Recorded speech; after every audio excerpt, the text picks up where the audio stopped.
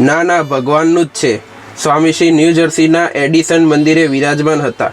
TV એશિયાના પ્રવક્તા રોહિતભાઈ વ્યાસ સ્વામીશ્રીનો interview લેવા આવ્યા હતા. તેઓ અંગ્રેજીમાં સ્વામીશ્રીને પ્રશ્ન પૂછતા સ્વામીશ્રી તેમને ગુજરાતીમાં જવાબ આપતા પૂછાયેલા પ્રશ્નોનો ટીવી ચેનલમાં ગુજરાતી અનુવાદ થતો હતો અને સ્વામીશ્રીના ગુજરાતી ઉત્તરનો અંગ્રેજી અનુવાદ થતો હતો. આ રીતના આયોજનથી અહીંની વસ્તી નાની અને મોટી દરેક ભારતીય પ્રજાઓને આ ઇન્ટરવ્યૂનો લાભ મળી રહે એવો એક આશય હતો. અહીંની સંસ્કૃતિ, સમાજ અને વાતાવરણના સંદર્ભમાં કઈ રીતે ભારતીય પ્રજા પોતાની સ્વતંત્ર ઓળખ જાળવી રાખે અને છતાં જ જે દેશમાં વસે છે એ દેશની સેવા પણ કરી શકે તે સંદર્ભમાં કેટલા પ્રશ્નો રોહિતભાઈ વ્યાસે પૂછ્યા. સ્વામીશ્રીએ તેનો સચોટ જવાબ આપતા પ્રશ્નોત્તરી પછી રોહિતભાઈ વ્યાસે કહ્યું, સોરી, મને બહુ ગુજરાતી ફાવતું નથી. આ વાક્ય સાંભળતા સ્વામીશ્રી કહે, હું તમને એ જ કહું છું કે ગુજરાતી બરાબર જાળવી રાખજો. જો તમને નહીં આવડે તો તમારી પેઢીને પણ નહીં આવડે અને જો ભાષા ભૂલ્યા તો સંસ્કૃતિ પણ ભૂલી જવાશે અને આપણો ધર્મ પણ ભૂલી જવાશે.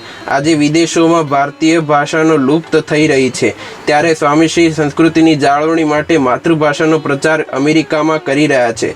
રોહિતભાઈ સ્વામીશ્રીની પ્રતિભાને મનોમન વંદી રહ્યા. તેમણે સ્વામીશ્રીને જોઈને કહ્યું, he has a very divine smile. સ્વામીશ્રીનું સ્મિત ખૂબ જ દિવ્ય છે. આ વાક્ય સાંભળતા સ્વામીશ્રી સહજતાથી બોલ્યા, ના ના, ભગવાનનું છે. પછી સ્વામીશ્રી તરત બીજું વાક્ય બોલ્યા, ભગવાનની કૃપા સિવાય કશું થતું નથી. જય સ્વામિનારાયણ.